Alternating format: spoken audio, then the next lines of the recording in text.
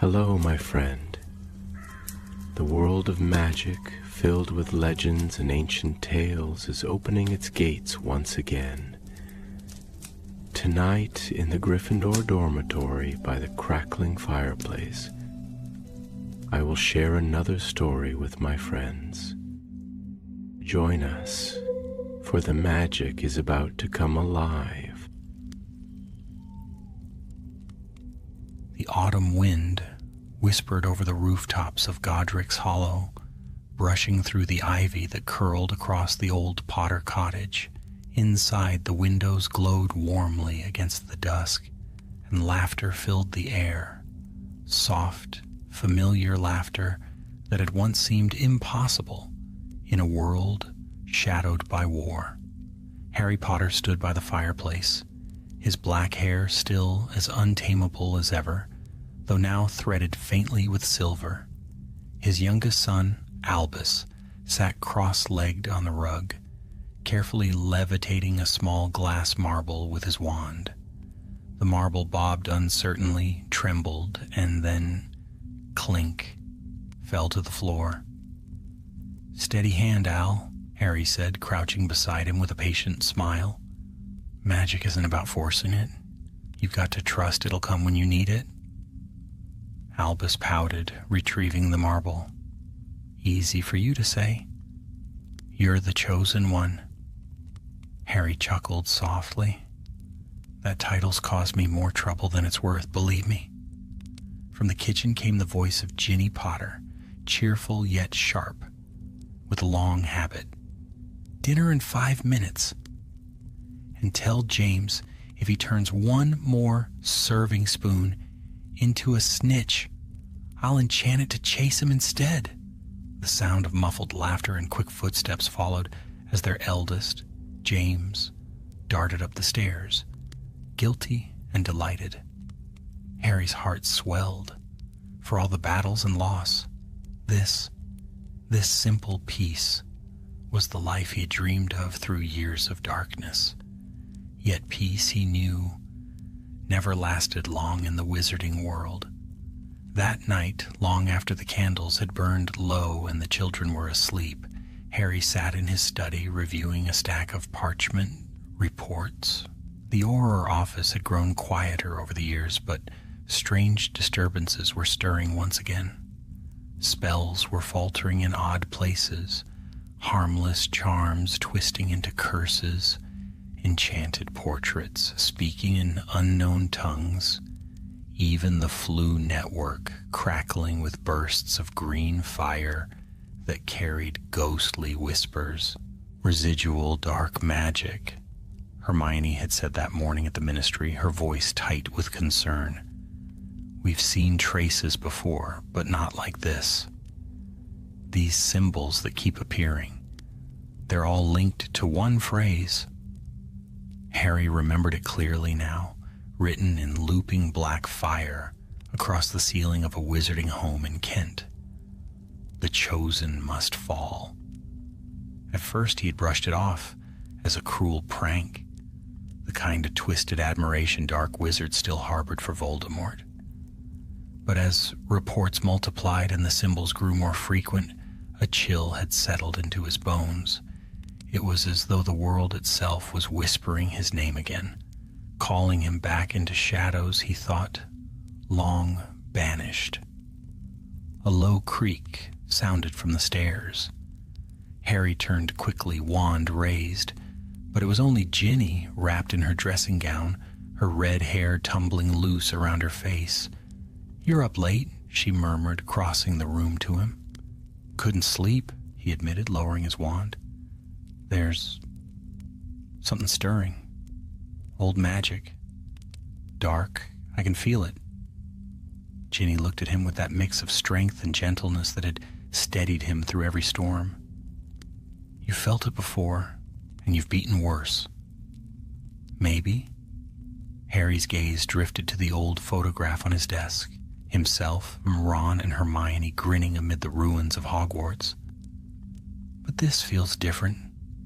It's not just out there somewhere, it's tied to me." For a long moment neither spoke, The fire crackled softly, casting long shadows along the bookshelves. "Harry," she said quietly, "you promised me after the war, no more going after ghosts." "I did," he replied, meeting her eyes. "But what if the ghosts come after me?" Outside, the wind rose, rustling the branches of the garden's old apple tree.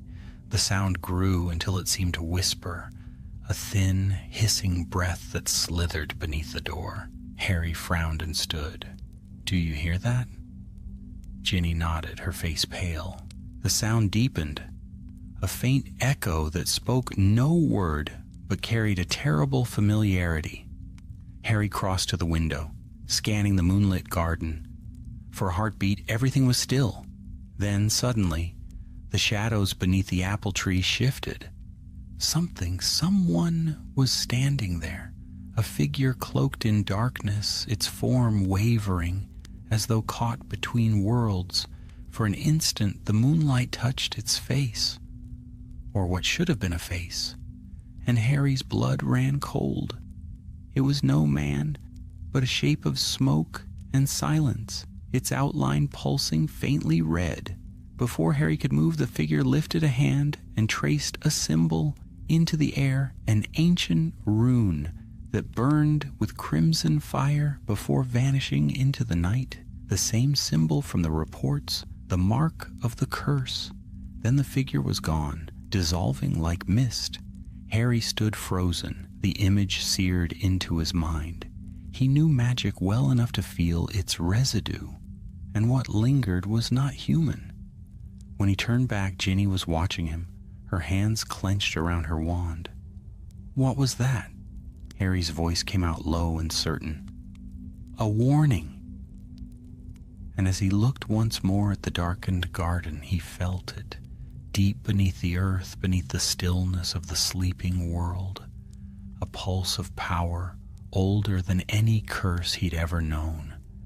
The shadows of Voldemort's making had begun to stir again, and this time they were reaching for him.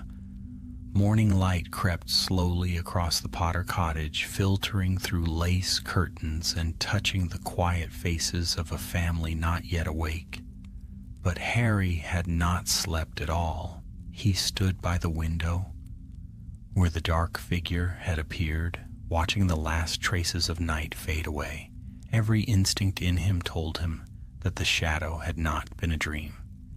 It had left behind a whisper of magic, cold, old, and unmistakably connected to Voldemort. By the time the sun rose, he had already sent an urgent owl to the Ministry.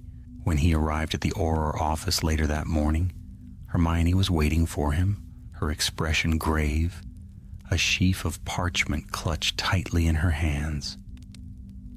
"I've been through every record," she said at once. "Every curse Voldemort is known to have cast, every enchantment his followers maintained. None of them match what you described." She set the parchments on the table between them. "Except for this." Harry leaned forward. It was a translation of an obscure prophecy scrawled centuries ago by a forgotten seer. "He who conquers death shall bind his foe to his own fate. The victor's triumph is but the seed of his undoing." It was recorded by the Unspeakables decades before Voldemort's rise, Hermione said softly. "They thought it referred to him. But what if it refers to you?" Harry's stomach tightened. "You think Voldemort's death left something behind?" "Inside me." "I think," Hermione said, "that he might have cursed the moment of his defeat itself, anchored his will to it, and because you were the one who struck him down, the curse was bound to you." Ron, who had been listening in silence, frowned. "So what? You know whose ghost is haunting Harry now?" "Not a ghost," Hermione replied. "A curse, something deeper. Maybe even a fragment of power drawn from his own soul. Not like a Horcrux, but something worse." Harry sat back. The room seemed to grow colder. We destroyed every Horcrux. I felt him die, Hermione. I felt the bond break. Yes, she said, but bonds can twist.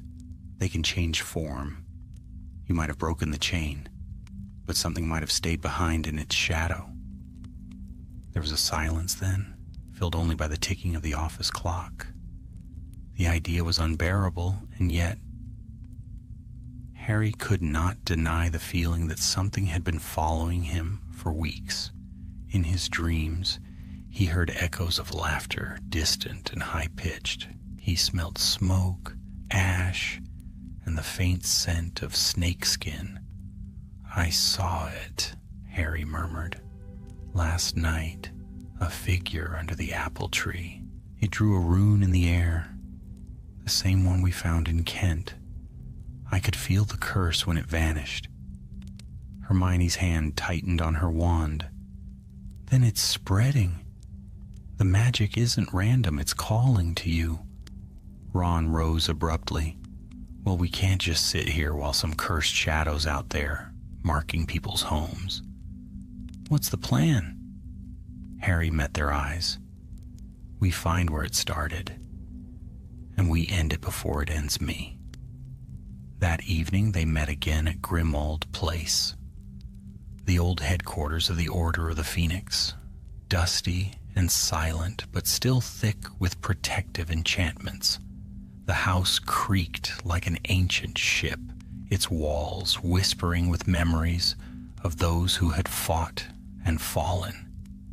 Creature shuffled in from the kitchen, muttering to himself about muddy footprints and master's dangerous business, but he brought tea and did not question why his master's old friends had gathered once more.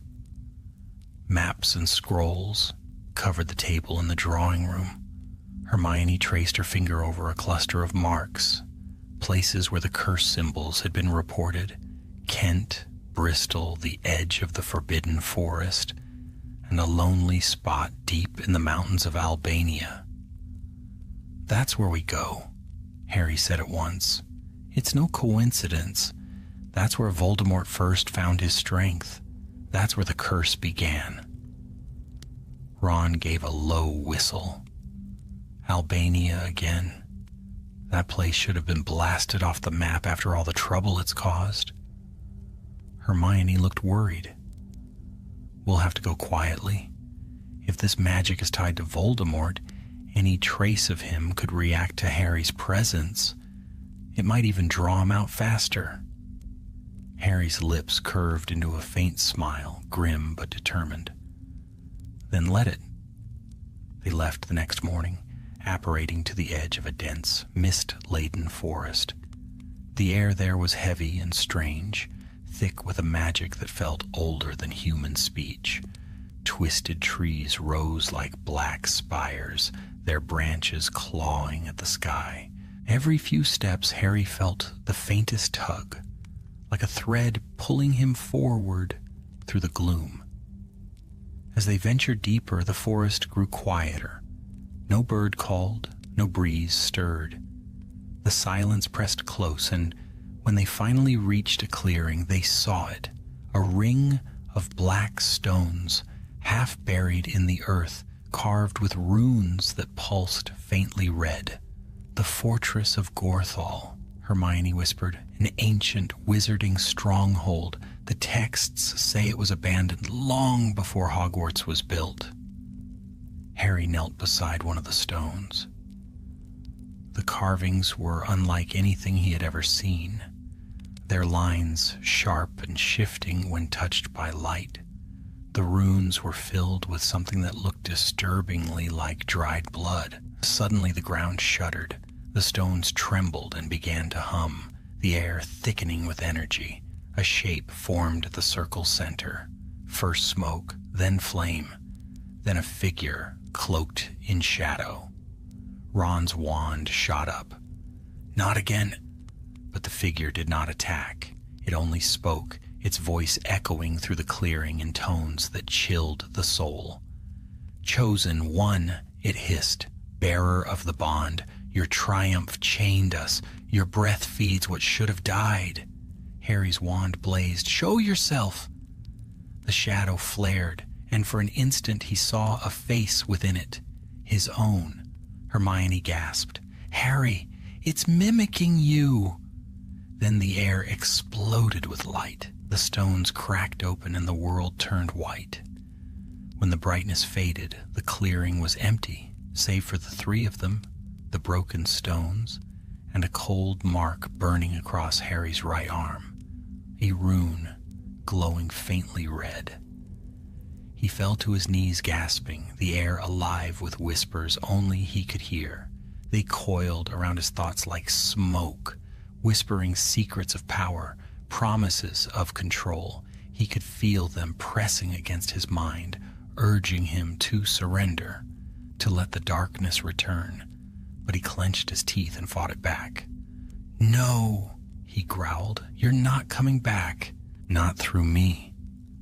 When at last the whispering faded, Hermione was beside him, pale with fear. "Harry, the curse is inside you now." He met her eyes, and though he said nothing, she knew he understood. The curse had been waiting for him all along, and now it had found its way home. Far above, the clouds gathered, and a single flash of lightning split the sky. The forest groaned under the weight of the storm, and somewhere deep beneath the earth, an echo of laughter stirred, thin, cruel, and familiar. Voldemort's will was not gone. It was awakening. The rain fell in silver curtains over the Albanian forest, hissing against leaves and stone. Harry, Ron, and Hermione huddled beneath a rocky outcrop, wands lit, steam rising from their soaked cloaks. The fire Hermione had conjured flickered weakly in the damp air, its warmth struggling against the creeping chill that clung to the clearing. Harry sat apart, staring at the faintly glowing rune etched into his arm. It pulsed like a heartbeat, each throb sending a cold ripple through his veins. It didn't hurt exactly, but it felt alive, as though something inside it watched him from the dark. Ron crouched nearby, his red hair plastered to his forehead. "Blimey, Harry. That thing's getting brighter. You sure you're all right?" Harry didn't answer. He couldn't. Every time he tried to speak, he felt the rune pulse harder, as though it resented the sound of his voice. Hermione knelt beside him, eyes sharp and worried. "It's feeding on your magic," she murmured. "That's why your spells have been faltering. The curse is drawing power from you, using you as a conduit." Harry looked up at her. "To do what?" "I don't know," she admitted, "but I can tell it's old.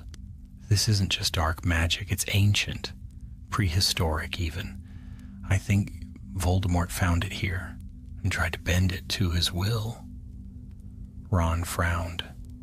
"And now it's bending you." Before anyone could answer, the wind shifted. The forest went utterly still. Even the rain seemed to pause mid-air. A low hum began to rise, faint at first, then swelling into a deep vibration that made the ground tremble beneath their boots. Harry stood, wand in hand. The rune on his arm flared crimson. "It's here again," he said softly. Mist curled through the trees, forming shapes that wavered and shifted. Faces emerged from the fog, twisted, hollow-eyed, whispering in a dozen tongues. Their voices coiled together, chanting something in a language that made the air taste of metal and ash. Hermione's eyes widened. "It's a summoning. They're calling something up, something bound to the curse." Ron raised his wand, heart pounding. "Then we'd better stop it." But before they could act, the ground split with a roar. A dark chasm opened in the center of the clearing, and from it poured a wave of shadow.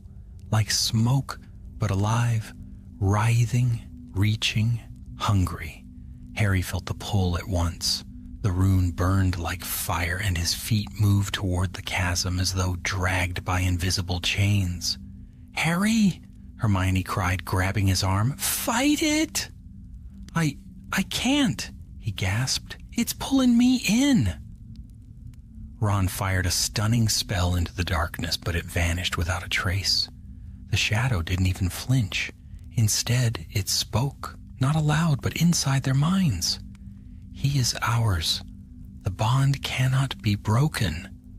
The voice was terrible and familiar, deep as the grave. Harry knew it instantly. Voldemort's voice, not alive but not gone either, echoing through the remnant of a curse that bore his will. With a desperate shout, Hermione cast a barrier charm around them. The shadow crashed against it like a wave, sparks flying as ancient magic met modern spells. "We can't hold it long," she shouted. Harry closed his eyes. The whispers filled his skull. "Join me," they said. "End the pain. You were made to finish what I began." Images flooded his mind. Voldemort's face, pale and snake-like, laughing as green light flashed. The moment in the forest when Harry had walked to his death. The moment of victory that had never truly ended. And then, in that maelstrom of memory, he saw something new. A door, massive, stone-carved, hidden deep beneath the fortress ruins. Symbols like his rune glowed across its surface. He knew somehow that what he saw was real. The heart of the curse lay behind that door. He opened his eyes. "I know where it is," he said, breathless. "The source. The curse's heart. We have to reach it." Hermione stared. "You saw it?" "In my head," he said. "It showed me beneath this place." The barrier trembled again. Ron glanced at the dark pit. "Then we'd better move before we're swallowed." They retreated through the trees, following the pulsing light from Harry's arm as it guided them through the mist. It wasn't far before they found the ruins of a staircase carved into the rock, half buried under roots and rubble. They descended, wands raised, until the light of the storm faded above and the air turned still and dry as bone. At the bottom lay a vast hall, its walls lined with carved serpents, its floor inlaid with silver runes that shimmered faintly in the darkness. In the center stood the door Harry had seen. It towered over them, covered in runes that pulsed in time with the mark on his arm. Hermione stepped forward, awe in her voice. "This must be it. The Sanctum of Gorthal. It's not just a fortress. It's a seal." "A seal on what?" Ron asked. Harry touched the stone. "On whatever Voldemort tried to command. The curse isn't just his. It's something he woke up. And it's still waiting." As his hand brushed the runes, the door rumbled. Light streamed from the cracks between the stones, and a voice whispered from within, ancient, patient, and cold. "Bearer of the bond, come." Hermione seized his arm. "Harry, no. It's luring you in. If you open that door, we might unleash something far worse than Voldemort." "I don't think I have a choice," he said quietly. "It's connected to me. If I don't face it, it'll spread. Everywhere." For a long moment, they stood in silence, the air humming with dark energy. Then Ron sighed, gripping his wand. "All right then, we're with you. But if that thing so much as twitches, I'm blasting it into next week." Harry smiled faintly. "Wouldn't expect anything less." Together they pressed their wands to the door. The runes blazed white, then red, then burst apart in a shock of power that knocked them backward. When the dust cleared, the doorway stood open, revealing a vast chamber filled with floating shards of crystal and a single pedestal in the center. Upon it rested a dark sphere, swirling with light and shadow, beating like a living heart. "The heart of the curse," Hermione whispered, "a vessel of will. He must have poured the last of his power into it before he died." Harry stepped closer. The whispers returned, louder than before. He could hear Voldemort clearly now, mocking, taunting, promising. "You think you destroyed me," the voice said, "but I am within you. You are the last Horcrux, Potter." Harry froze. His breath caught. Hermione shook her head. "That's not possible. He destroyed the Horcrux inside you." "Maybe he did," Harry said softly, "but maybe he left something behind. A curse isn't a soul. It's a command, and I've been carrying it for years." The sphere pulsed, answering his words. The rune on his arm blazed, and he felt the pull again stronger than ever. It wanted him to touch it, to complete the bond. "Harry, no!" Hermione cried, but Harry reached out his hand. "It's the only way to end it." His fingers brushed the surface, and the world vanished in light. When the light faded, Harry found himself standing in a place that was not the chamber at all. The air was weightless, vast, and shimmering with silver fog. Shapes floated in the distance, echoes of memories, flickers of faces long gone. The world seemed to hum with a deep and terrible rhythm, and through it all came a voice. It was not Voldemort's voice this time. It was older, ancient as the earth, slow as the turning of stars. "Bearer of the bond," it said, echoing through the mist, "you have awakened the will of Gorthal." Harry turned, his wand raised. "Show yourself." The mist thickened, forming into a vast shape, a towering figure of smoke and shadow, its eyes burning like coals. It had no face, only the outline of one, as though it had been forgotten by time itself. "Your kind sealed me here," it said. "But the Dark One's ambition tore the veil. His hatred gave me voice, and through you, his final link, I may walk again." Harry's heart pounded. "You used him, Voldemort, to escape." "Used?" The thing's laughter rolled like thunder. "He saw power beyond death. I granted it. He thought himself master, but no mortal commands the will. He is gone. You remain. Through you, I shall rise." The mist surged forward, wrapping around him. The rune on his arm flared with heat so fierce it made him cry out. He felt the creature's presence clawing at his mind, searching for a door to enter. "No," he thought fiercely. "You won't have me." The world shuddered, and suddenly he was falling down, down through his own memories. He saw flashes of his life, the cupboard under the stairs, the sorting hat whispering in his ear, the green light in the forbidden forest, his mother's voice calling his name.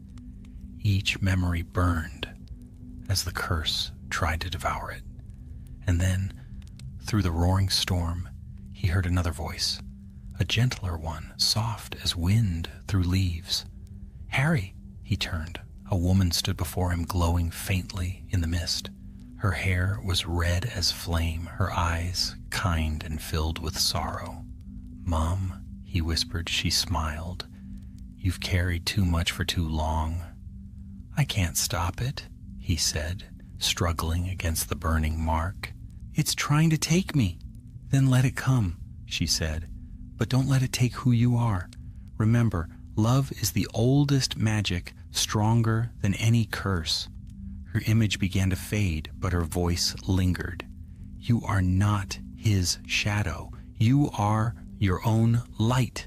The world shattered again. Harry gasped as he fell back into the chamber. The runes still burned, the dark sphere hovering before him, pulsing faster now, feeding on the connection. Ron and Hermione were shouting his name, but their voices sounded far away. The sphere's surface rippled, and Voldemort's face appeared, twisted, sneering, alive with cruel amusement. "Always the hero," the voice hissed. "You think you can destroy what you do not understand? Foolish boy, you are me. Every triumph of yours was born of my power." Harry staggered, clutching his head.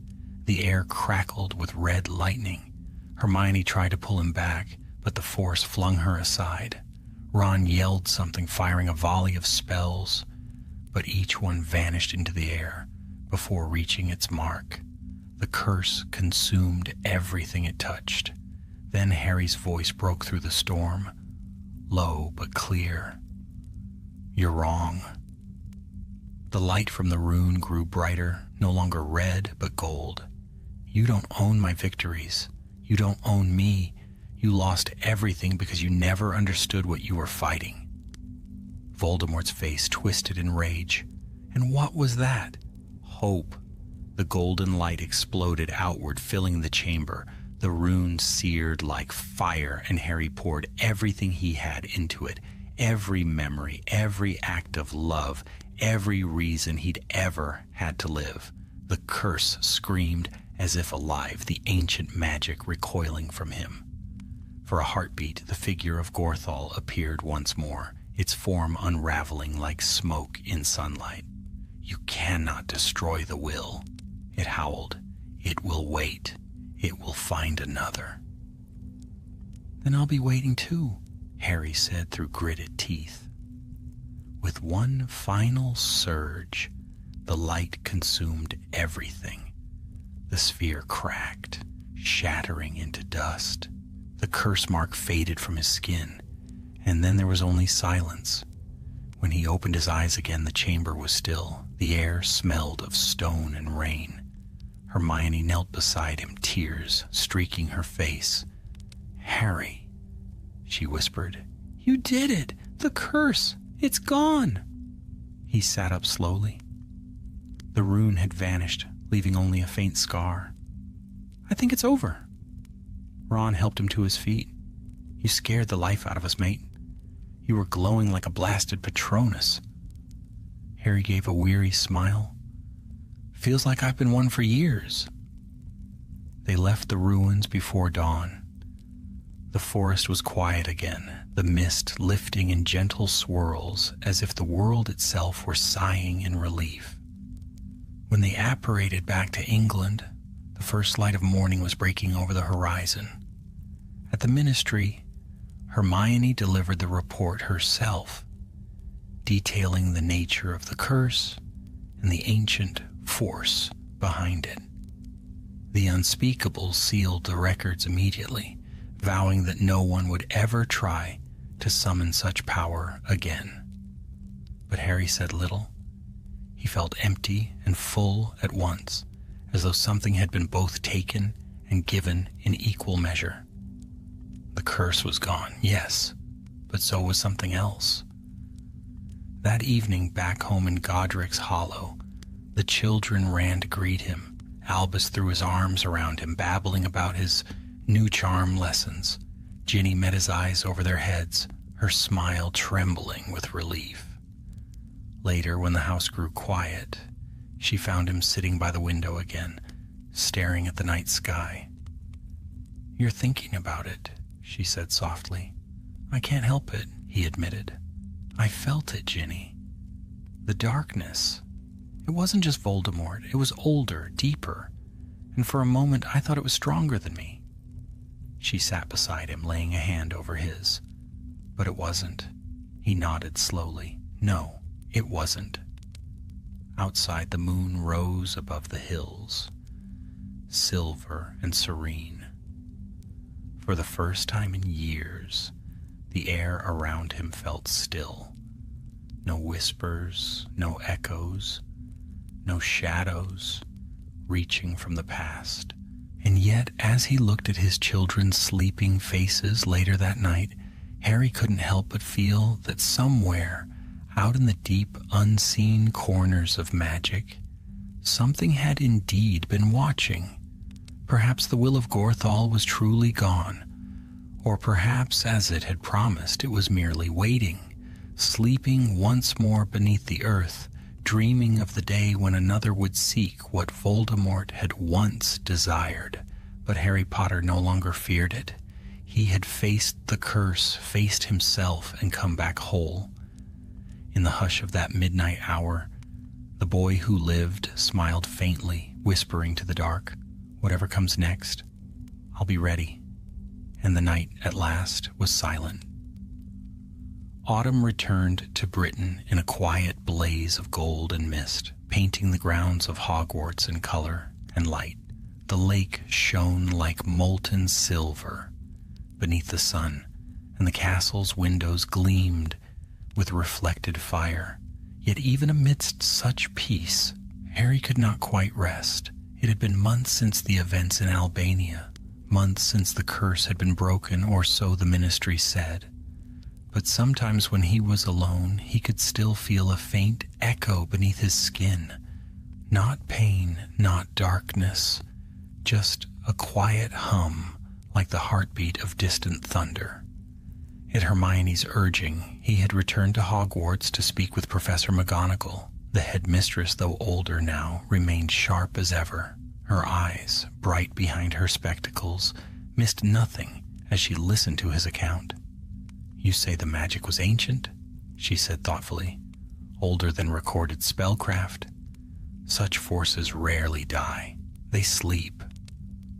Harry nodded. "That's what it said. The will of Gorthal. It claimed it would find another."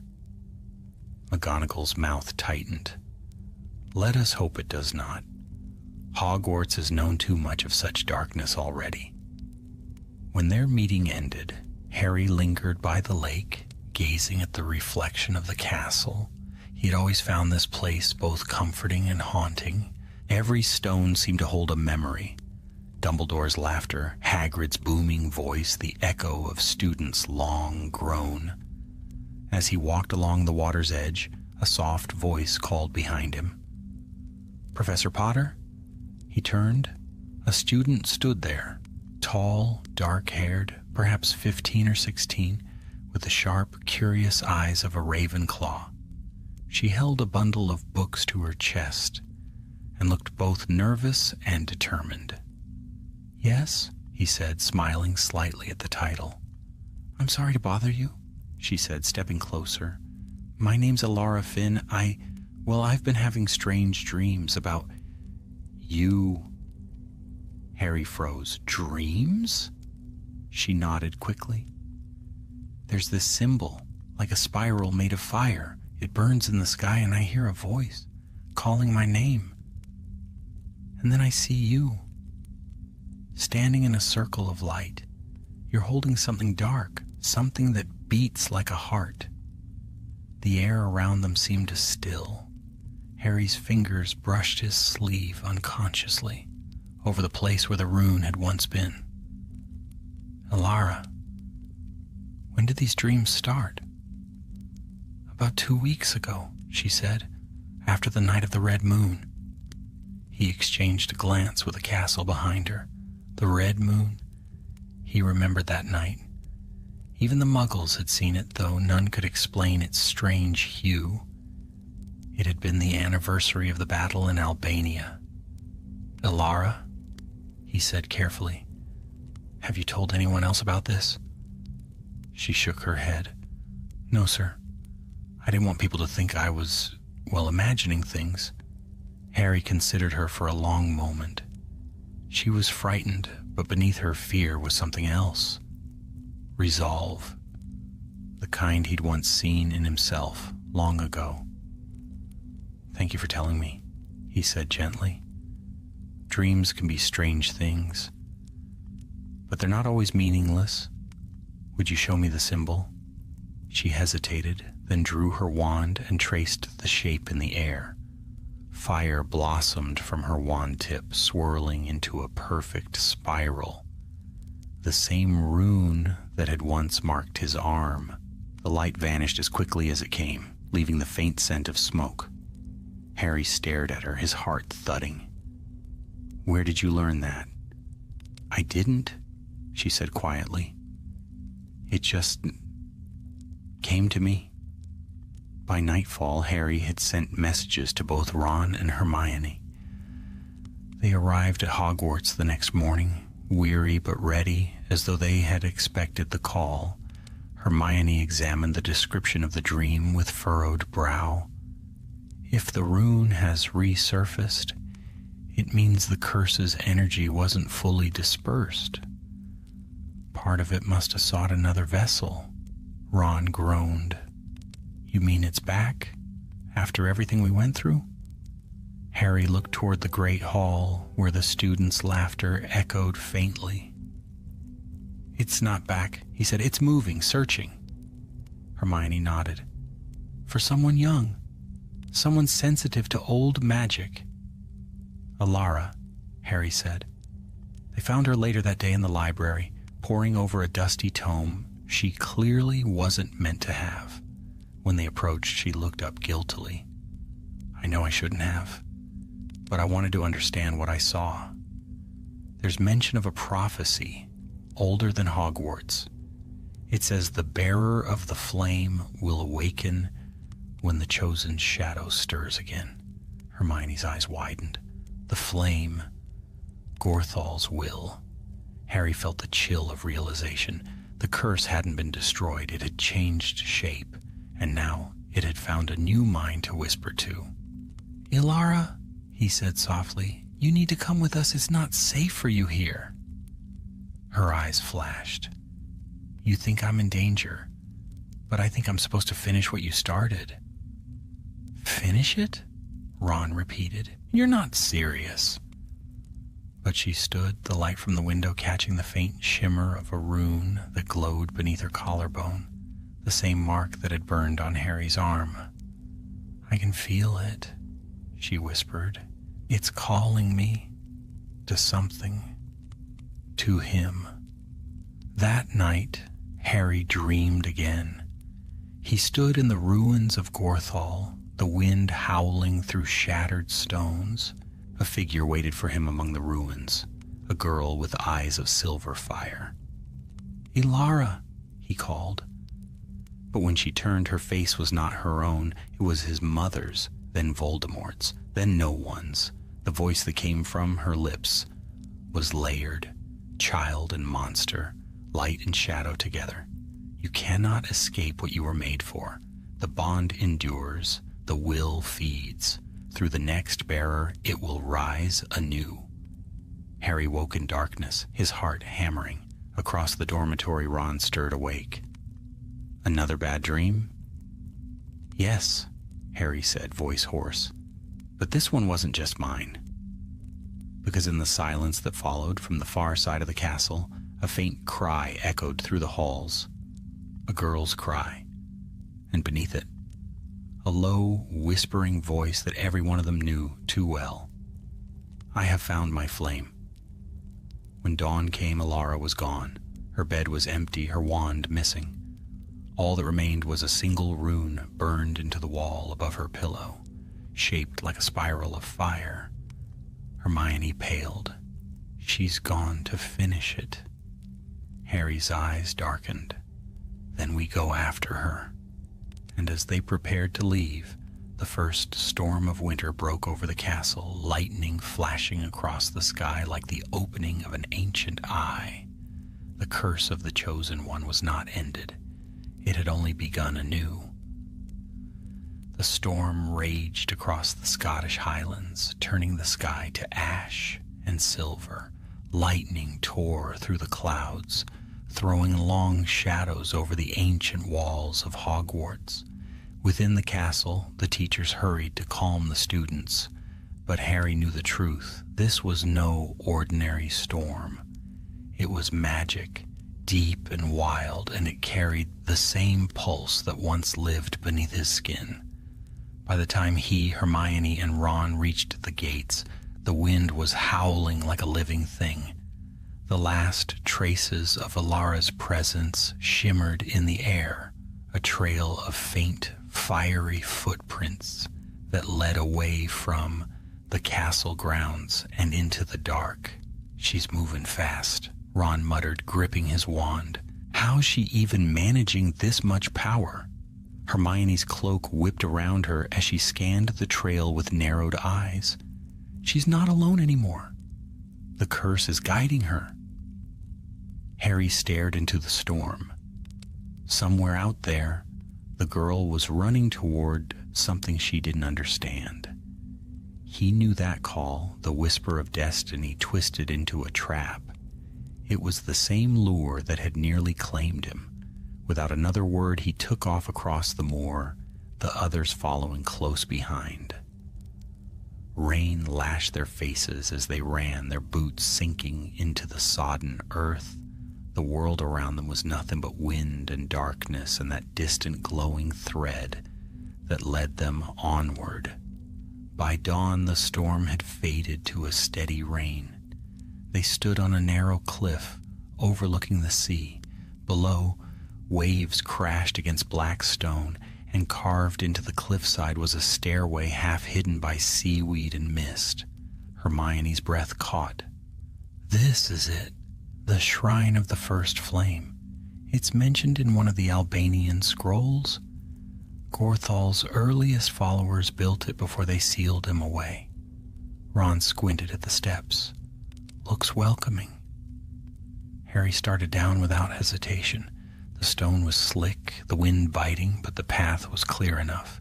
The further they descended, the warmer the air grew, unnaturally warm, pulsing with the same deep rhythm Harry had come to dread. At the bottom lay a cavern lit by fire that burned without fuel. Flames rippled along the walls, whispering in a language too old for words, and at the center on a ledge above the sea stood Alara. Her robes were torn, her hair wild, and her eyes glowed with golden light. The rune on her chest shone like a brand. "Don't come closer," she said, her voice trembling with both fear and power. "It's almost awake." "Ilara," Harry called gently, raising his hands. "You don't have to do this. Whatever it's telling you, it's lying." She shook her head. "It's not lying, it's showing me. I've seen it, Harry. The flame isn't evil, it's trapped. It wants to be free." Hermione stepped forward. "That's what it told him too. But it's a prison for a reason. It's not meant to be released."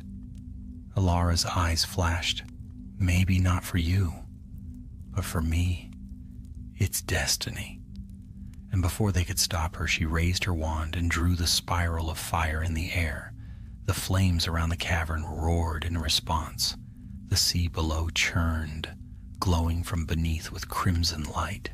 The rune on Harry's old scar flared faintly.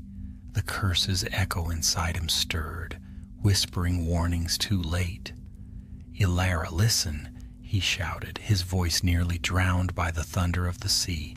"It doesn't want freedom, it wants control. Once it takes your body, you'll be gone." Her expression wavered, caught between doubt and wonder. "I can handle it, I'm stronger than he was." Harry's heart clenched. He'd once said the same words. The ground trembled violently. Cracks split the cavern floor, spilling molten light. From the center rose a figure wrought entirely of flame, its form shifting between shapes, man, serpent, shadow. Its voice filled the air like the roar of a furnace. "The flame remembers, the vessel is ready." Alara gasped as tendrils of fire coiled around her, lifting her into the air. Harry leapt forward, but the heat drove him back. He could only watch as her body arched in pain, the light in her eyes turning from gold to red. "Fight it!" he yelled. "Don't let it in." "I can't," she choked. "It's too strong." Hermione's voice rang through the chaos. "Harry, the bond, you still carry part of it. If she's the new vessel, you might be able to reach her." He turned to her. "What do you mean?" "Your magic was the anchor for the curse. Use it to break the connection. Channel what's left of it into her." Ron looked horrified. "You can't be serious. That could kill him." Harry met Hermione's eyes. She didn't need to say more. He knew the risk and the necessity. He raised his wand, feeling the scar on his arm ignite with ghostly light. The warmth spread through him, filling his veins with fire and memory. The bond between him and the curse flared to life, alive and burning. "Ilara!" he shouted, his voice echoing through the cavern. "You're not alone. Listen to me." The flame creature turned its blazing eyes toward him. Its laughter was a sound of breaking worlds. "Again? You defy me, mortal? You think you can break what is eternal?" Harry stepped closer, every nerve screaming in pain. "Maybe not, but I can take it with me." With that, he plunged his wand into the fiery ground. The rune on his skin burst open, and a column of golden light erupted, slamming into the creature, the air filled with a deafening roar. As the flames writhed, collapsing inward, Ilara screamed, her voice merging with the creature's until they were one terrible sound. Then, silence. When the light cleared, Ilara lay on the ground, motionless. The fire had vanished, leaving only the sound of waves. The rune on her skin was gone. Harry fell to his knees, breathing hard. Hermione was beside him in an instant, checking for a pulse. "She's alive," she whispered. "Barely, but alive." Ron slumped against the wall. "What about the flame? Did you destroy it?" Harry looked at his hands. The mark had vanished again, but the faint warmth beneath his skin remained. "Not destroyed," he said softly. "Bound. It's inside me again." Hermione's face tightened. "Harry," he shook his head, "it's better this way. I can hold it. And if it ever wakes again, I'll be ready." Together they carried Ilara out of the cavern as the tide began to rise. The sea swallowed the entrance behind them, sealing the shrine once more beneath stone and water. As they reached the cliffs, the clouds began to part, and the first light of dawn spilled over the horizon. Ilara stirred in his arms, her eyes fluttering open. "Harry," she whispered. He smiled faintly. "You're safe now." She nodded weakly. "I heard it before it faded. It said, 'It will wait.'" Harry looked toward the distant sea, its surface calm and endless. "Then it can wait forever." But deep beneath the waves, where no light could reach, a single ember still glowed, faint, steady, and patient. The will of Gorthal slept again, but its dream had not ended. Winter crept slowly across England, softening the fields in white and frost. The air grew sharp and still, the kind that carried sound for miles, so that the tolling of church bells and the laughter of distant children seemed to echo longer than they should. Yet for Harry Potter there was little peace in the cold months that followed. The curse, or what remained of it, slept beneath his skin like a coal hidden in ash. Some days he felt nothing at all. Other days he awoke trembling, his wand vibrating faintly on the nightstand beside him. There were moments when he caught whispers again, faint as breath, too quick to grasp. He hid it well, even from Ginny, though she was not easily fooled. "You still wake at night?" she said one evening, as they sat by the fire. "You think I don't hear?" Harry hesitated. The flames painted her face in gold and shadow. "It's nothing," he said quietly. "Just dreams." "Liar," she murmured, not unkindly. "It's never nothing with you." He didn't answer. The truth was simple. He did not dare to rest fully. Each time he closed his eyes, he dreamed of fire, of the voice of Gorthal calling through endless halls of flame. It was Hermione who finally broke the silence that had settled between them all. One winter morning, a snowy owl delivered a parchment sealed with the crest of the Department of Mysteries. The message was short, written in the precise hand of an unspeakable. A disturbance has been detected beneath the North Sea, magical resonance matching the Albanian curse pattern, requesting your presence. Harry folded the note in silence. Ginny, watching him from across the table, sighed. "You're going, aren't you?" He nodded. "I have to."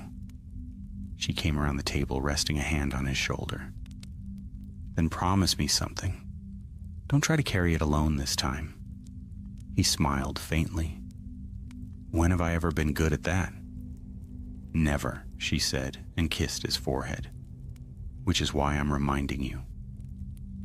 2 days later, he met Hermione and Ron at the Ministry's private dock, where enchanted ships waited to cross the winter sea. The vessel assigned to them, the Aegis, was sleek and black, ruined from bow to stern with wards against cold and curse alike. The captain, a stern witch named Marrakeen, greeted them with a curt nod. "We'll reach the site by nightfall. The readings come from an old Muggle oil rig, abandoned 30 years ago. But the resonance beneath it..." She hesitated, glancing at Harry. "It feels alive." They sailed through gray waters, the waves breaking against the hull like fists. Hermione spent most of the voyage poring over scrolls, muttering about ley lines and ancient flame cults. Ron, on the other hand, stayed close to the deck rail, muttering different words entirely each time the sea pitched beneath him. When night fell, the rig came into view, a black silhouette rising from the restless sea. Lanterns flickered along its lower levels, though no crew remained. The waves shimmered faintly red where they struck the iron supports. "It's the same energy," Hermione whispered as they drew near. "The curse is resonating through the metal." Harry stepped off the ship and felt it at once, the faint hum beneath his boots, the rhythm that matched the beat of his heart. Whatever slept beneath the sea was calling again. They descended through rusted stairwells until they reached the lowest platform where seawater pooled between the metal grates. From there, a narrow passage led into the rock itself, once drilled for oil, now carved with unnatural precision. Runes lined the walls, new ones, fresh as though carved yesterday. Hermione's hand tightened around her wand. "Someone's been here." At the tunnel's end, they entered a cavern vast enough to hold the rig itself. The walls shimmered with moisture and faint light. And there, at its heart, rose a pillar of stone, carved with the spiral of Gorthal's rune, blazing faintly beneath layers of ice. Harry felt the warmth under his skin respond. The echo of the curse pulsed, answering the call. Ron swore softly. "Please tell me that's just a fancy rock." Hermione shook her head. "It's a focus stone, a conduit. Whoever built this is trying to draw the curse's power upward, maybe even awaken it again." "Who would be mad enough to do that?" Ron asked. A voice echoed across the chamber. "The one who understands what power truly is." They turned. A man stepped out of the shadows, tall and lean, his eyes gleaming with fanatic light. His cloak was dark as soot, the hem embroidered with burning runes. "Malcolm Vale," Hermione breathed. "You were expelled from the department years ago." The man smiled. "Expelled for vision. You fools thought destroying the curse would save you. But you don't destroy a god, you harness it." "Gorthal's no god," Harry said coldly. "He's a parasite, and you're letting him feed on you?" Vale's smile deepened. "You should know, Potter. You've been his vessel once already. The will lives in you still. I can see it burning behind your eyes." He raised his hands, and the runes on the pillar flared. The sea beyond the cavern churned, glowing crimson as the waters boiled with magic. The warmth in Harry's chest flared into pain. He staggered, clutching his arm. The scar beneath his sleeve blazed again, the rune's ghost returning. Hermione grabbed his shoulder. "Harry, fight it. He's drawing power through you. Vale's laughter filled the cavern. Yes, let it come. You're the key, the flame's last vessel. Through you, Gorthal rises again. Harry's knees buckled as light burst from his skin. He saw flashes of the same fire that had haunted his dreams, faces screaming in the inferno, a vast shape writhing in the depths. The will was not gone. It had been waiting for this. "Get out!" he shouted to the others. "Now!" But Hermione held fast. "Not without you!" The runes exploded in fire. The stone pillar cracked from base to tip, and from within something began to emerge, a burning shape, its eyes twin stars of flame.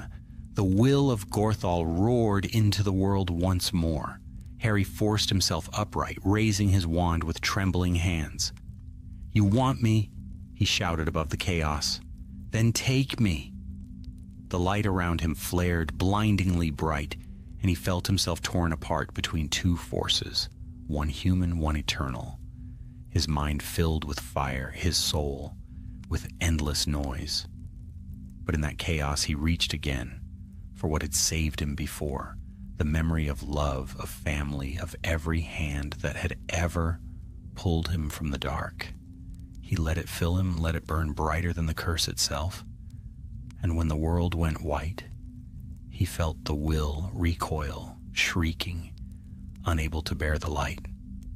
Then the cavern fell silent. The sea roared again beyond the walls, but the fire was gone.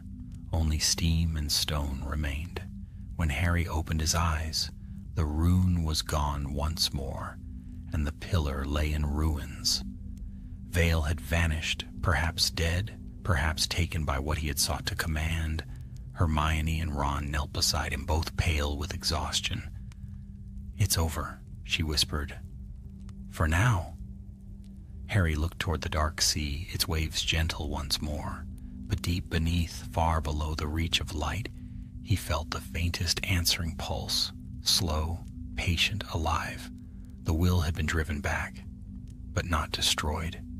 And as the first snow began to fall over the waves, Harry knew this truth.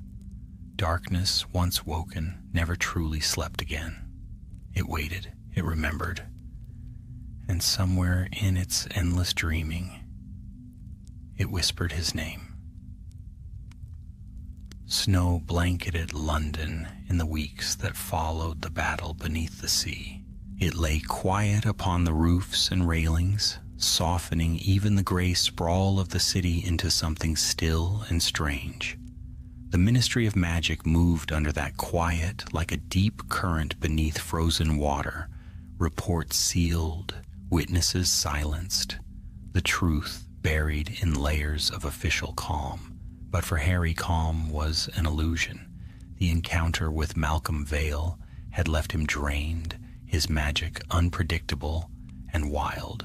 More troubling than that was the whisper he still heard when all the world went still, the faint murmur of a voice that was not his own. It came in moments between waking and sleep, soft as breath against glass. "You cannot cage fire." He told no one, not even Hermione. Each morning he returned to work at the Auror office, performing his duties as if nothing had changed. Yet every spell he cast shimmered faintly with golden light, and every shadow seemed to stretch a little longer toward him. By February, rumors began to spread again. Reports of light seen deep beneath the Thames, of heat rippling through the water on the coldest nights. Hermione, now head of magical law enforcement, called him into her office one evening, closing the door behind them. "You felt it too," she said quietly. Harry nodded. "It's growing again. I can sense it." Hermione's hands tightened around the parchment she held. "The unspeakables think the will is adapting. When you bound it to yourself, it didn't die, it learned. Every pulse of magic in this country feeds it now." Harry met her gaze. "So what do we do?" She hesitated, her eyes dark with worry. They've found something in the Department of Mysteries, a sealed door that wasn't there before. And behind it, they can hear whispers, ancient ones. His stomach turned cold. Gorthal, she nodded. We think the curse has found a way to root itself in the fabric of time. It's not just magic anymore, it's history itself that's infected. That night, as the ministry emptied, Harry walked the silent corridors alone. The torches flickered as he passed, their flames bending toward him. At the end of a long hall stood a single black door he had never seen before. No handle, no keyhole, no seams, just smooth obsidian that shimmered faintly when touched by light. And from behind it came a whisper. "Come, bearer." The flame remembers. He didn't tell Hermione what he'd found. Some instinct warned him that even she could not stop what was coming. Instead, he returned the next night, and the night after that, until the whispering grew clearer, forming words in a language he did not know, but somehow understood. The third night, when his hand brushed the door, the world shifted. He stood once more in the silver mist between worlds, where time had no weight. The air shimmered with the same hum he'd felt in Albania, but stronger now, deeper. Before him rose a vast archway of fire, and beyond it a throne of molten gold.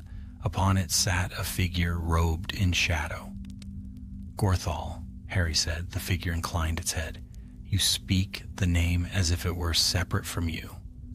"I'm not your vessel," Harry said through gritted teeth. "Not anymore." The voice was calm, ancient, terrible. "Not vessel, not prisoner. Air, you have carried my spark. You have lived with it, shaped it, fed it with love and rage alike. I am within you, as flame within ember, and you cannot destroy what you are." Harry felt his magic surge, the air trembling with its power. "You'll never use me again." The shadow's laughter rippled through the void. "Foolish mortal. Every act of will is flame. Every triumph of courage burns. You call yourself chosen one, yet you forget the chosen are always bound to what chooses them." The world flared with heat, and Harry was thrown backward. When he landed, he was once again in the ministry corridor, panting, smoke curling from his fingertips. The black door was gone.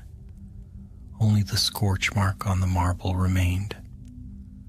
Over the following days, strange things began to happen across Britain. Fires that would not die, shadows that lingered too long, wizards reporting dreams of a great golden throne, and a whisper that promised power beyond death.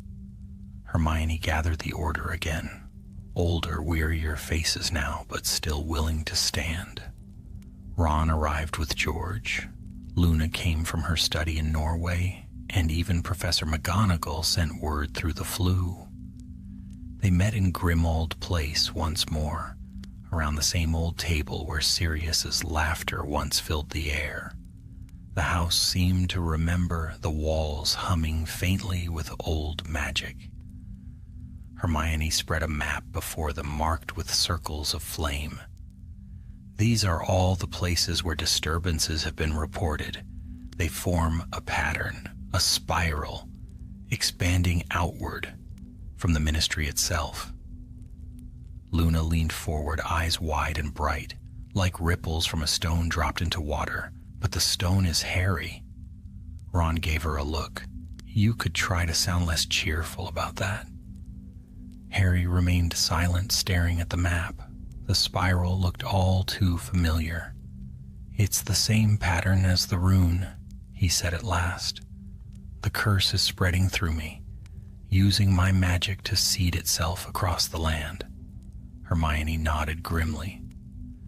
"Then we have to contain it before it reaches full resonance. If it completes the pattern, the will might not need a body anymore. It could exist everywhere at once." "And how do we stop something that's already inside me?" Harry asked. For once, even Hermione had no answer. That night Harry stood in the old drawing room, staring at the tapestry of the Black family tree. Names faded and burned away over centuries, yet the branches endured, like curses, he thought, endlessly reborn. Behind him a voice spoke softly. "You think too loudly, you know." It was Luna, her pale hair glowing faintly in the lamplight.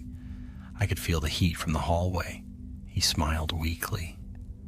"Old habits." She tilted her head. "Not old, just unfinished.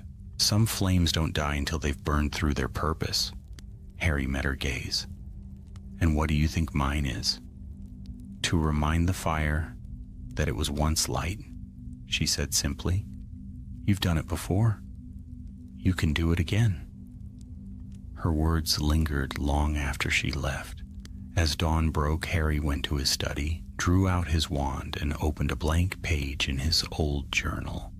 With careful, steady strokes, he began to trace the spiral, the mark that had haunted him for years. When he finished, he pressed his hand to it. The paper flared, then burned away, leaving a single ember that floated in the air. For the first time, the whisper came not from outside him, but within. "You would challenge me again?" Harry closed his eyes. "No," he murmured. "I'll end you properly this time." And as the ember sank into his palm, the world shivered. The first tremor of a coming war, not between good and evil, but between the soul of a man and the fire that sought to claim him forever. Far away beneath the frozen sea, something stirred. The will of Gorthal opened unseen eyes and smiled. The final reckoning had begun.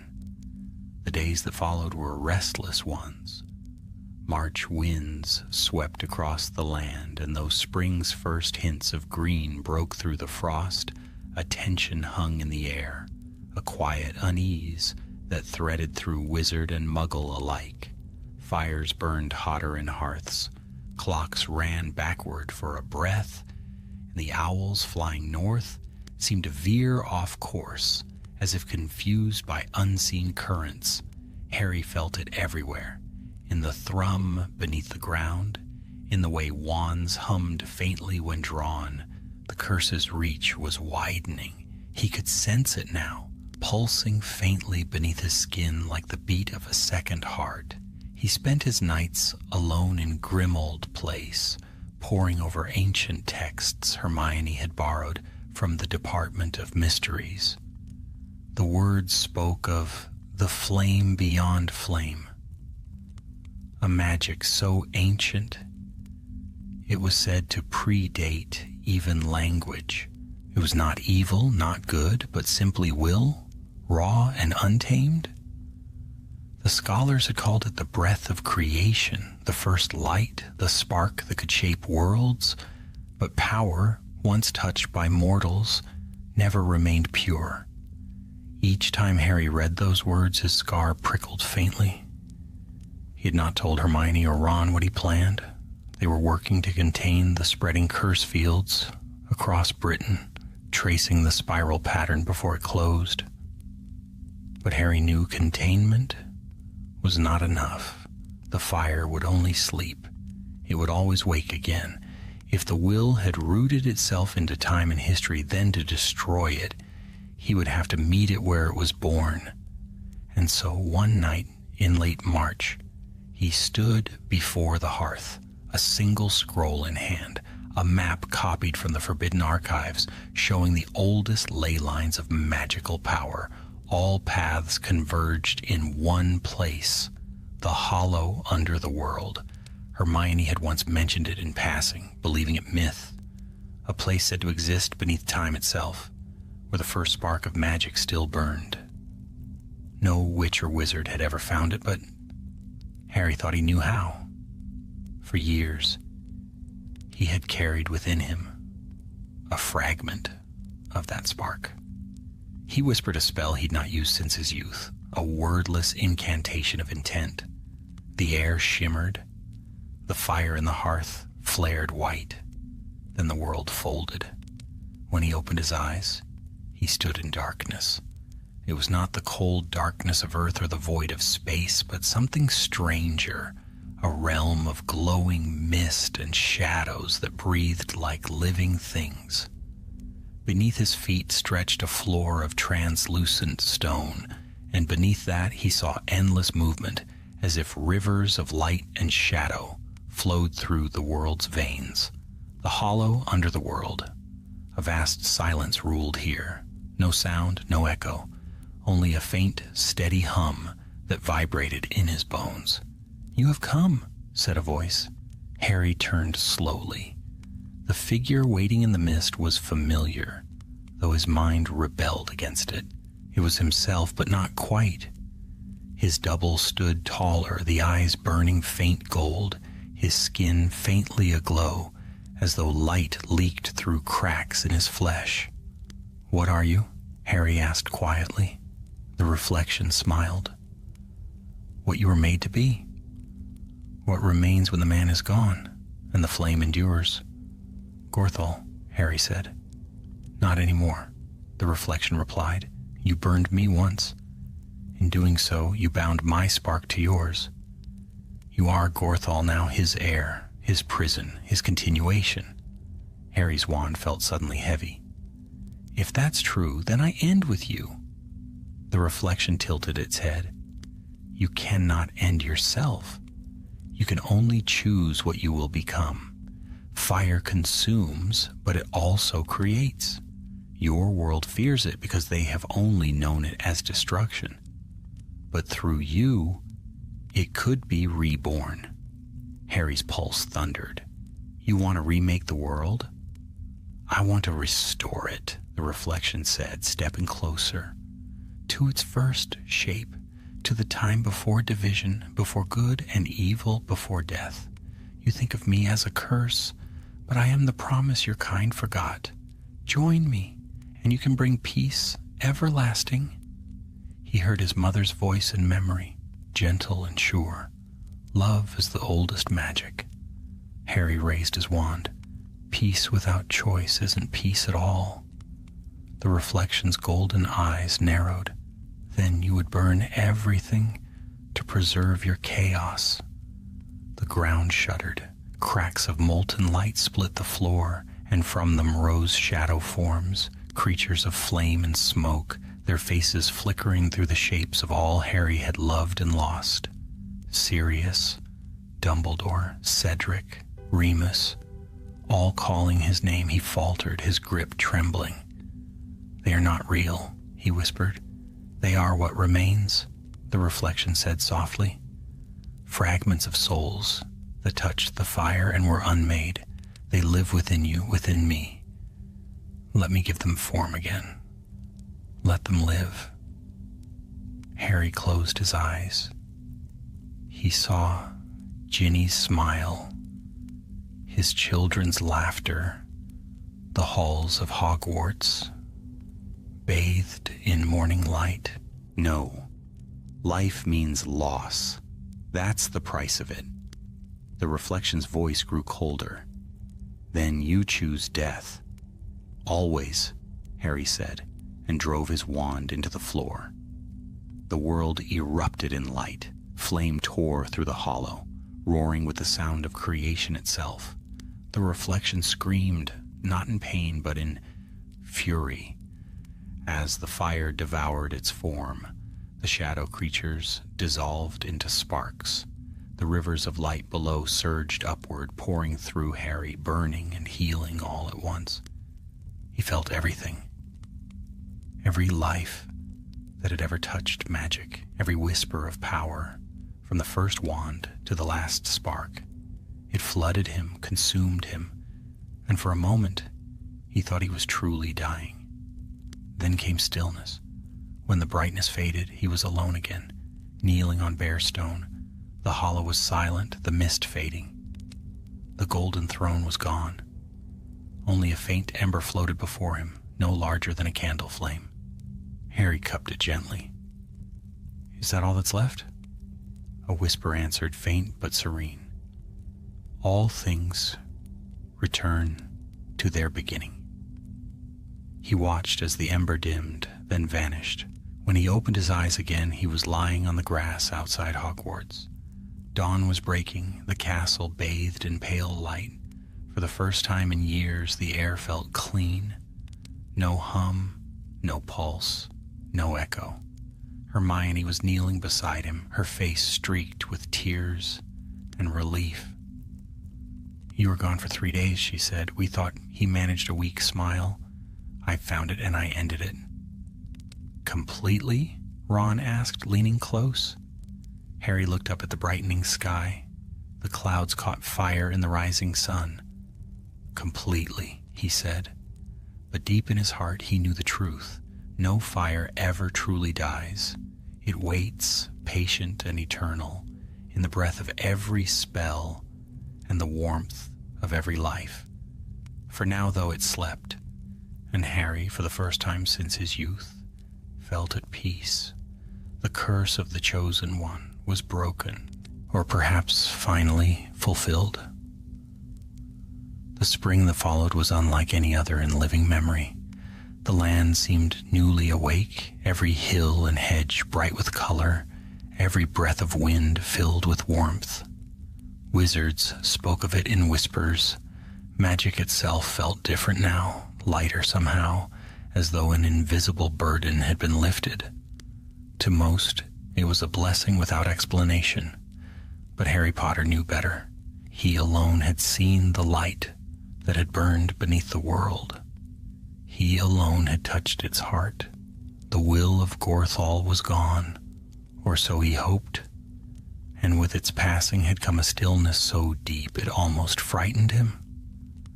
He returned to his family in Godric's Hollow, to quiet days and peaceful nights. Ginny's laughter filled the cottage once more, and the children, sensing his calm, seemed happier than ever. For the first time in many years, Harry began to believe the fight might truly be over. Yet peace, like all things, was fragile. It began with dreams. At first they were nothing more than flashes, golden fire reflected in dark water, the whisper of his own name. But soon they grew clearer. In the dreams he saw the hollow again, only now it was not empty. The ember he had extinguished had rekindled, faint and trembling, as if trying to remember its shape. Each night the whisper grew louder. "You cannot destroy what you are." By the 3rd week of April, he could no longer dismiss it as imagination. The hum had returned, not as pain, but as awareness. The curse, the will, the fire, whatever name it bore, was part of him still. But it no longer sought to dominate. It merely existed, like a companion breathing quietly beside him. One morning, as he sat in the garden watching the mist lift from the hills, he felt a sudden warmth spread through the air. The apple tree beside him shivered, and for a moment its leaves glowed faintly gold. The birds fell silent. Then from the path beyond the gate came the sound of footsteps. A young woman approached, her cloak gray with travel dust, her face hidden by a hood. Harry rose instinctively, wand in hand. "Who are you?" he called. The figure stopped a few paces away. "You don't remember me?" she asked softly. At the sound of her voice, memory stirred. He lowered his wand. "Elara." She pushed back her hood. Her eyes were different now, no longer the bright blue of youth, but burnished with a faint golden shimmer. "I thought you were still at St. Mungo's," he said. "Recovering." "I was," she replied, "but then I started to dream again." He felt his stomach tighten. "Dreams?" "The same fire," she said, "the same voice. It says it's not done with us. It says the flame must be carried forward." Harry looked past her to the sky. The clouds had begun to swirl faintly as though stirred by an unseen wind. "You felt it too," he murmured. Elara stepped closer. "When you faced it, you didn't destroy it, did you?" He shook his head. I thought I had. But maybe it's not something that can be destroyed. Maybe it's a force that keeps finding a way to live. She studied him for a long moment, then said, Then we must decide what it becomes. They met often in the weeks that followed, in quiet corners of Hogsmeade or beneath the willows by the lake at Hogwarts. Elara spoke of visions that came to her, visions of light spreading through darkness, not as fire that devoured, but as warmth that healed. Hermione listened carefully to their accounts. If the magic's changed, she said one evening, it may no longer be a curse. Perhaps what remains is something else, something that can be guided. Ron snorted. You make it sound like a pet. Hermione gave him a look. A pet that nearly ended the world, yes, but even fire can warm as well as burn. Harry said nothing. Deep down, he felt the truth of it. The will had shown him the worst of itself, but also its potential. He had seen how the first magic had been born from creation, not destruction. Maybe the old scholars had been right. It was the breath of life.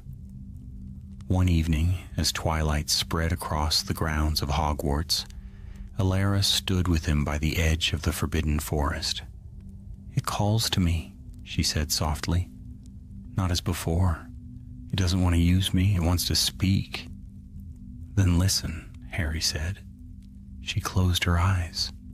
The air around them brightened, faint at first, then shimmering like heat over summer stones. Leaves trembled. The ground seemed to hum. When she opened her eyes again, they glowed softly gold. It says the flame must be passed on, she whispered, not as power, but as balance. It cannot stay in one vessel. It belongs to the world. Harry understood then what he must do. Together they would unbind the last of it, release the light back into the world where it belonged. Not sealed, not contained, but free. They stood in the courtyard of the castle that night beneath the same stars that had watched over generations of witches and wizards.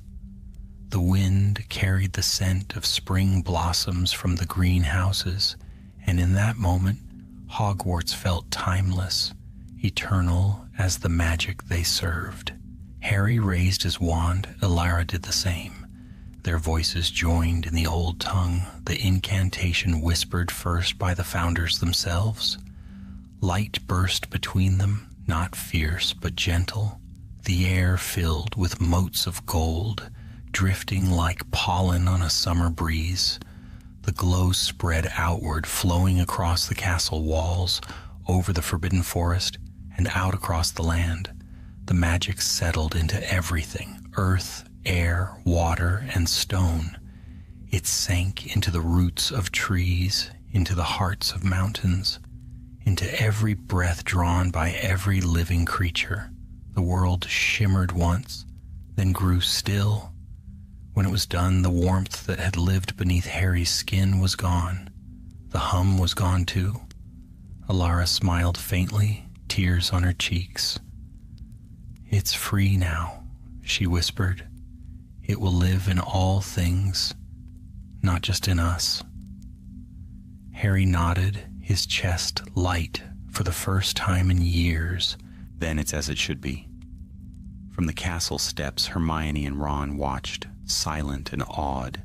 The glow faded slowly, leaving the night calm and clear. For a long while, no one spoke. Then Hermione said quietly, "Do you think it's really over this time?" Harry looked at the stars. "No, but I think it's begun again, the right way."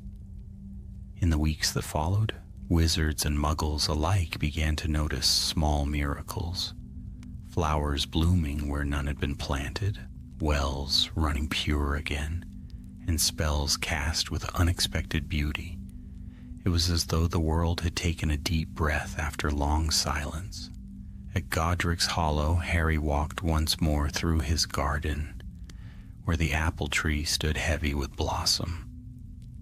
He touched the trunk and felt only life, no whisper, no heat, just quiet strength.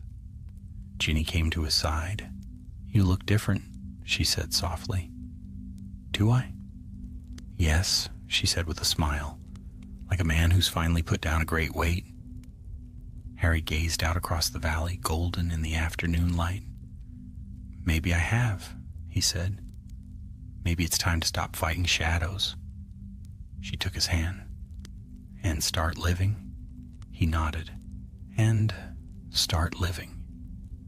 Somewhere far away beneath the roots of the world, the faintest ember stirred once more. But this time it did not hunger. It glowed softly like a heartbeat, content. The fire had found its place at last. Summer descended upon Britain like a slow enchantment. The air shimmered with warmth. The meadows beyond Godric's Hollow glowed with wildflowers and humming bees. Children's laughter carried across the fields, and for the first time in many long years, the world seemed healed.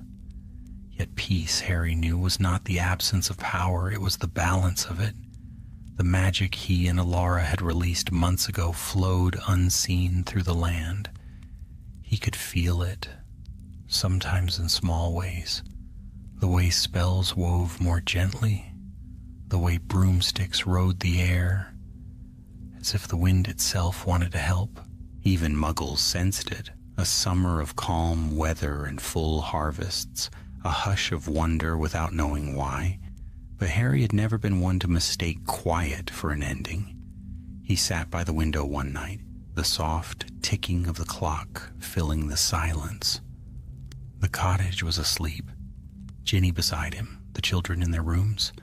Moonlight pooled across the floor, silver and serene. Yet beneath that calm, he felt a familiar tremor, a whisper, faint as breath, threading through the night. He rose, careful not to wake her, and stepped outside. The village lay silent beneath the stars. The old apple tree swayed gently, and at its roots a small light pulsed, golden like a heartbeat. Harry knelt, brushing the soil aside. It was not flame this time, nor ember. It was a bloom, a single flower of pale gold, its petals faintly luminous. He touched it, and warmth flowed through his fingers. The whisper returned, not in words, but in a feeling. Gratitude, calm, promise. The will was not gone, nor imprisoned. It lived now in the world's every living part. Not as curse, but as spirit. He smiled faintly.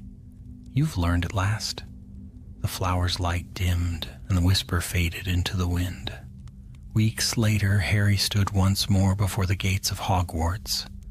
The school shimmered in summer glory, ivy climbing its walls, the lake glinting in sunlight. He'd been invited to speak to the students, something he'd avoided for years. Inside the great hall, hundreds of faces turned toward him, young and eager. McGonagall sat at the head table, proud and watchful as ever. Harry took a breath, steadying himself. "When I was your age," he began, "I thought magic was something you fought with, something you wielded, like a sword or a shield. But it isn't. Magic is alive. It listens, and sometimes it asks for things we do not understand." He paused, watching their faces. Some leaned forward, some whispered softly to friends. He smiled. "The greatest spell I ever cast wasn't a duel or a curse broken or a dark wizard defeated. It was learning to let go, to trust the light that burns in all of us, even when we think it's gone." When he finished, the hall was quiet. Then, slowly, the students began to applaud. As he left the castle later, McGonagall joined him in the courtyard. "You never were fond of speeches," she said, her voice warm with amusement. "No," he agreed, "but maybe it was time to say something worth hearing."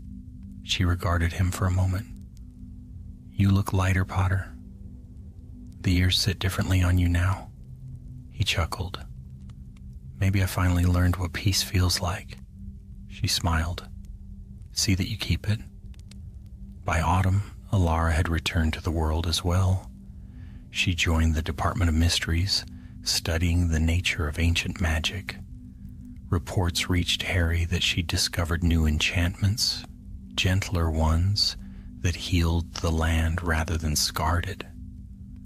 When they met again in the quiet of the old Hogsmeade tea shop, she carried herself with calm confidence, her eyes no longer aflame but bright with purpose. "It listens to me now," she said, stirring her tea absently. "The magic, it used to roar. Now it hums, like the earth breathing." Harry nodded. "It's in everything now. That was the point." She smiled faintly. "Do you ever wonder if we changed too much?" "Maybe," he said. "But the world changes with or without us. We only help to remember what it was." Alara leaned back, her gaze distant. "It's strange. When I dream now, I don't see fire. I see light moving through water." He smiled. "Then it's dreaming new dreams." They parted at dusk, the sky painted with gold and violet. As she walked away, Harry realized she carried herself like someone at peace with both her power and her past, and that perhaps was the truest victory of all. The years rolled on quietly. Albus graduated from Hogwarts, then James, then Lily, each carving their own path. Harry and Ginny grew older together in their cottage, content in ways that once would have seemed impossible. Sometimes, when the night was very still, Harry would stand in his garden and look at the stars. He no longer feared the whispers that sometimes drifted through the wind. They were part of him, part of everything. One evening, as the sun slipped behind the hills, he felt it again, a warmth rising from the soil, spreading through the air like music. For a moment, he saw shapes in the golden light, faces familiar and kind, Dumbledore's calm gaze, Lupin's smile, his mother's eyes. "Hello," he whispered. The light shimmered, then faded with the setting sun. Ginny stepped outside, her hand slipping into his. "Talking to ghosts again?" He smiled. "No, just to the world." She leaned against him. "And what did it say?" "That it remembers." They stood in silence, watching as the last light faded. Years later, when Harry Potter's name was written at last among the honored dead, the world did not mourn in darkness. It celebrated beneath lanterns that glowed softly gold. Flowers of light bloomed across the fields, the same blossoms that had sprung from the earth years ago. At Hogwarts, a single candle burned in the great hall, its flame never wavering. Students said that if you stood very still, you could hear it whisper not words but warmth, a promise that nothing truly ends. And somewhere beyond the veil of time and death, a voice spoke quietly into the endless light. The chosen one burned bright, and through his flame, the world remembers. The fire did not die. It became the dawn.